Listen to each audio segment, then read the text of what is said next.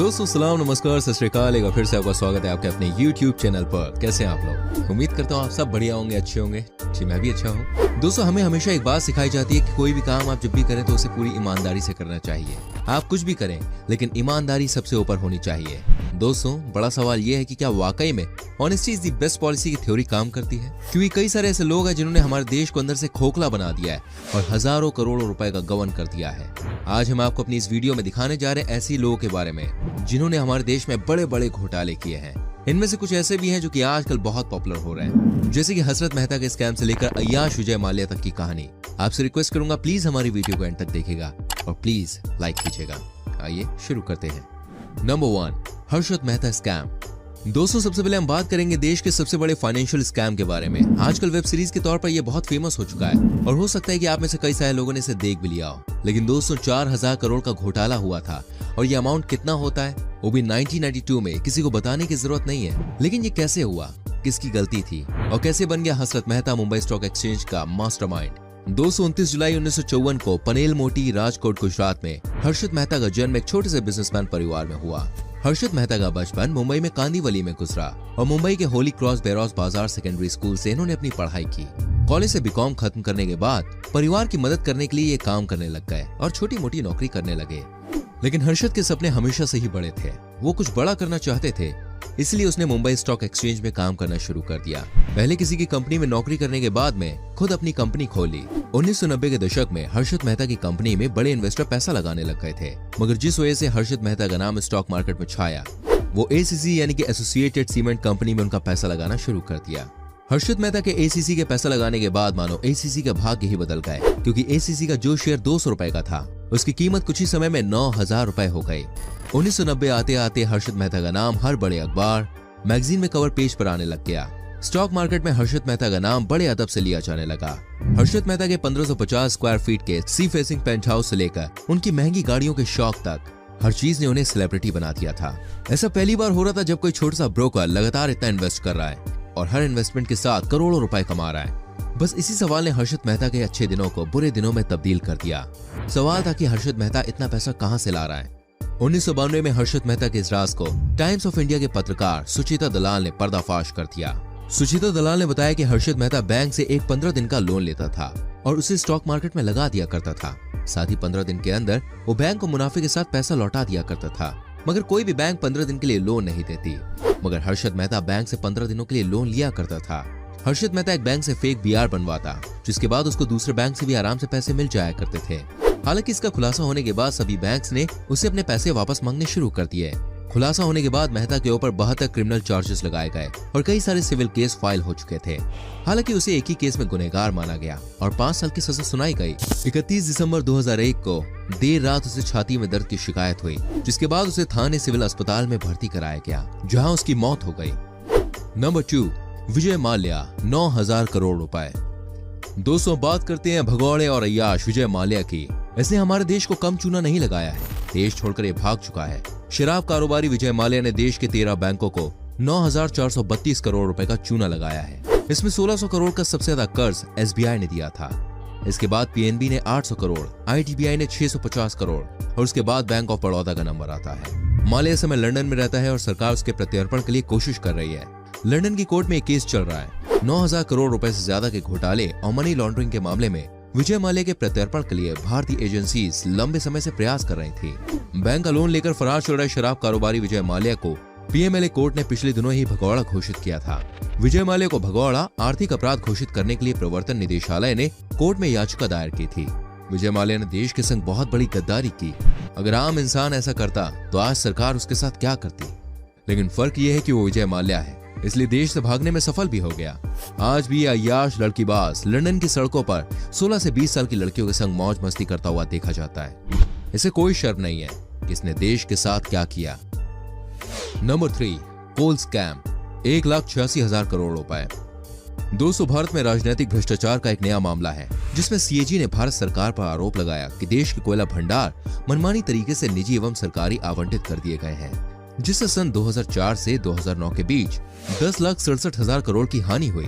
संसद में पेश टैग रिपोर्ट में जुलाई 2004 से अब तक हुए 142 कोयला ब्लॉक आवंटन से 1,86,000 करोड़ रुपए का नुकसान का अनुमान लगाया गया।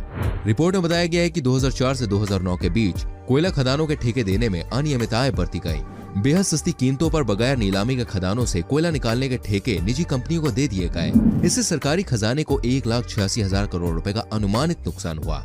भारत के लोकतांत्रिक काल में ऐसा पहली बार हुआ जब किसी मामले में देश के प्रधानमंत्री पर उंगली उठाई गई। भाजपा कोल ब्लॉक आवंटन मामले में प्रधानमंत्री मनमोहन सिंह के इस्तीफे की मांग कर रही थी, लेकिन आप खुद ही सोचिए, सरकार की नाक के नीचे कैसे घोटाला हो गया। ये एक बहुत बड़ा स्कैम था। नंबर 4, कॉमनवेल्थ गेम्स घोटाला। दोस्तों, देश की राजधानी में पहली बार इतना बड़ा स्पोर्टिंग इवेंट हुआ था। सबका ध्यान इस ओर था कि दुनिया के बड़े बड़े खिलाड़ी आएंगे, यहाँ पर खेलेंगे, लेकिन सबसे बड़ा खेल तो भाई नेता लोग खेल गए।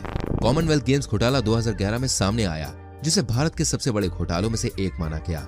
ऐसा माना जाता है कि नई दिल्ली में आयोजित 2010 के कॉमनवेल्थ गेम्स की तैयारी के चरण और आचरण के दौरान पैसे की बड़े पैमाने पर हेराफेरी की गई। इस घोटाले का कुल मूल्य 70,000 करोड़ रुपए होने का अनुमान है। इस घोटाले में राष्ट्रमंडल खेल आयोजन समिति के तात्कालिक अध्यक्ष सुरेश कलमाडी और उनके सहयोगियों का नाम आया। इस घोटाले के सिलसिले में सुरेश कलमाडी इन दिनों जेल में है। कलमाडी पर खेल आयोजन में खर्च की राशि बढ़ा चढ़ाकर पेश करने का आरोप लगा है। 2010 के राष्ट्रमंडल खेलों को लेकर राज्यसभा सांसद मणिशंकर अय्यर ने लगातार अपनी सरकार को निशाने पर लिया और इस खेल की आलोचना की। लेकिन सिर्फ आलोचना करने से क्या होता है, क्योंकि तब तक खेल तो कर ही दिया गया था तमाम नेताओं के द्वारा मिलकर। देश की भोली भाली जनता मेडल्स गिनती रह गई, जबकि कुछ घटिया नेता लोग नोट उड़ा कर ले गए। नंबर 5, पीएनबी नीरव मोदी घोटाला। 211,400 करोड़ का पीएनबी घोटाला देश का सबसे बड़ा बैंकिंग घोटाला है। इसका मुख्य आरोपी है नीरव मोदी, जो कि देश छोड़कर भाग चुका है। इसमें नीरव के मामा मेहुल चौकसी भी शामिल है। धोखाधड़ी के आरोप में प्रवर्तन निदेशालय नीरव मोदी और मेहुल चौकसी के खिलाफ जांच कर रही है। हाल ही में चौकसी की एंगिटा और बरबुडा में होने की बात सामने आई थी। 7 साल तक पीएनबी घोटाला चलता रहा, लेकिन आरबीआई और वित्त मंत्रालय को इसकी भनक तक नहीं लगी। इस घोटाले में बैंक के कई कर्मचारी भी शामिल थे, जिन पर कार्रवाई की जा रही है। पीएनबी ने बयान में कहा कि उसकी मुंबई की एक शाखा में कुछ धोखाधड़ी वाले अनाधिकृत लेन देन का पता चला। ये लेन देन कुछ चुनिंदा खाता धारकों को लाभ पहुंचाने वाले हैं और इसमें उनकी भी साठगांठ है।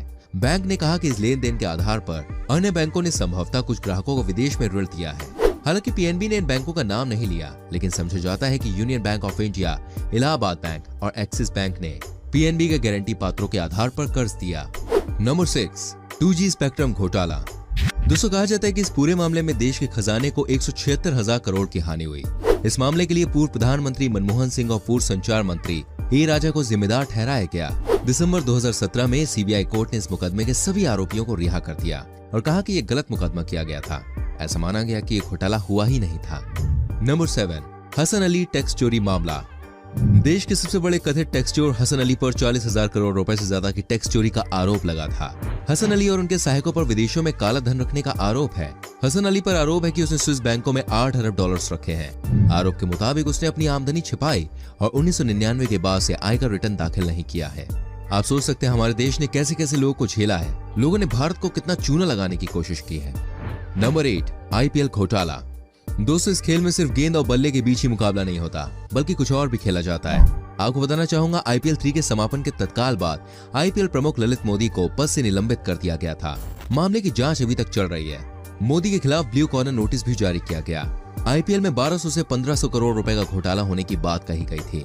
चेन्नई सुपर किंग्स और राजस्थान रॉयल्स पर इस घोटाले के चलते बैन भी लगा था, जिसके बाद कई लोगों का भरोसा आईपीएल से टूटा। सबको लगा कि यहाँ सब कुछ फिक्स है। वैसे आपको इसके बारे में क्या लगता है, आप कमेंट करके बता सकते हैं। और जानिए एक और घोटाले के बारे में। नंबर 9, रोटोमैक घोटाला। दोस्तों, बचपन में आपने प्रचार तो खूब सुना होगा, लिखते लिखते लव हो जाए। लेकिन आपको बता दूं, रोटोमैक पेन कंपनी के मालिक विक्रम कोठारी के खिलाफ लोन फ्रॉड के मामले में सीबीआई के बाद प्रवर्तन निदेशालय ने भी मनी लॉन्ड्रिंग का केस दर्ज कर लिया है। चौंकाने वाली बात सामने आई है कि कोठारी ने सरकारी बैंकों को 3,695 करोड़ रुपए की चपत लगाई है। आप समझ सकते हैं कितने ज्यादा घोटाले हमारे देश में हुए हैं। ये जहर है देश के लिए और देश को खाए जा रहे हैं। नंबर 10, बोफोर्स घोटाला 1987। 1986 में स्वीडन की एबी फोर्स कंपनी से 155 तोपें खरीदने का सौदा तय किया गया। कहा जाता है कि सौदे को पाने के लिए 64 करोड़ रुपए की दलाली दी गई थी। ओटोवियो क्वात्रोची और राजीव गांधी का नाम इस घोटाले में सामने आया था। देश के शीर्ष घोटाले को उठाकर विश्वनाथ प्रताप सिंह सत्ता में आए थे। नंबर 11, तहलका कांड।